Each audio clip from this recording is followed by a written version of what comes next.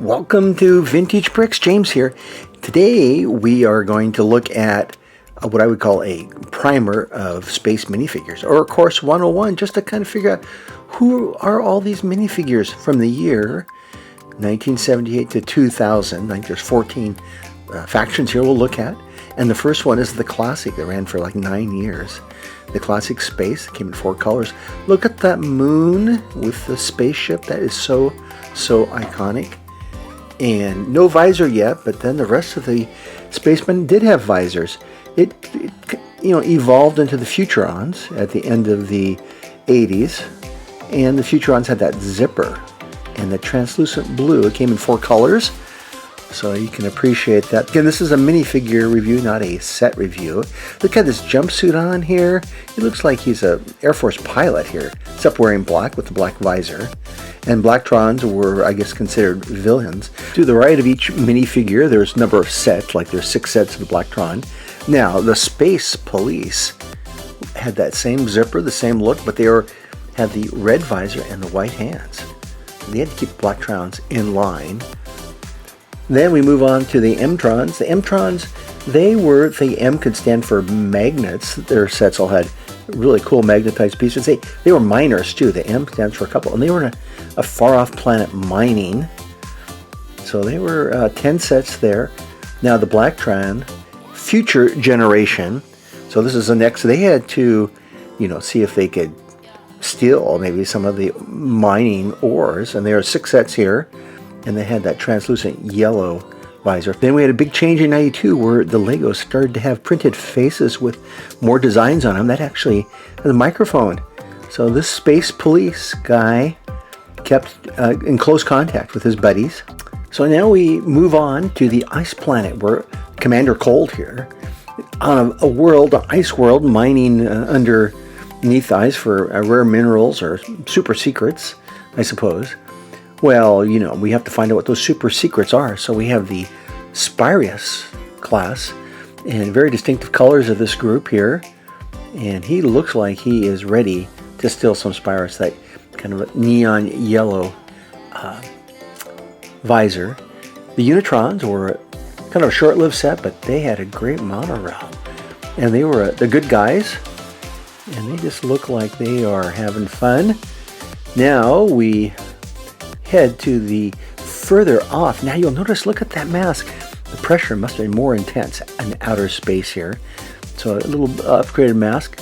And the Explorers were kind of like Star Trek to, explore strange new worlds.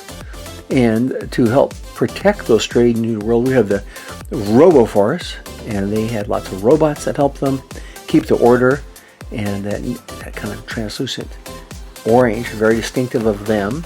So we still have 2 more to go. And one is the UFO, and look at that. They look like they've been to a tattoo artist, and their whole body is full of circuits as they end the 90s. And then finally, to get to 2000, we have the Insectoids, and to me, it looks like an ant face, and a fun, set here, and there's like 20 sets of those. So that gets us through the main minifigures here. So let's go through them one more time to help you sort of remember them. We'll go on the column of villains here. Blacktron 1, Blacktron Future Generation, the Spyrius, the UFO sets, and the Insectoids. These are from this little diagrams from wikipedia.org, by the way. Now for the civilians, the ones who are just minding their business, doing their work, of course we had the classic Space, and they morphed into the Futurons, and then we have our miners, the M-Trons, then Captain Cold at the ice planet, 2002, then the sort of Star Trek-y group, the Experien, rounded up as civilians. Now for the police, or the heroes as they call them, Space Police 1, Space Police 2 with the green, and now they started the faces with their printed, the Unitrons with that great monorail, and the Roboforce with their very cool robots. So there we go. We got some history now. Oh, but don't go away. We have a Bricklink bonus. Bricklink.com by Lego. This is how you can find it. Click on the minifigure when you hit the website there, Minifigures. Then scroll down to, alphabetical of course, to Space. then you can click on any sub-theme in Space. In this case, let's go to Classic Space.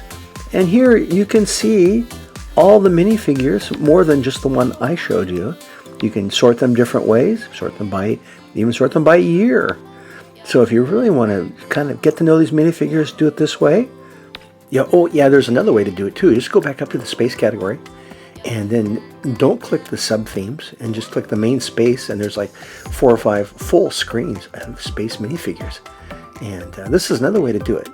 So either way, you are going to have your fill of Space minifigures at Bricklink. And there we go. I'm just going to breeze through the minifigures right now, Futurons, and then as I click through these different factions, if you have a few minifigures in your collection and you think they might be Space minifigures, coming to Bricklink's a great place to kind of browse through these thumbnail galleries to match up your minifigure and kind of get to know them a little better.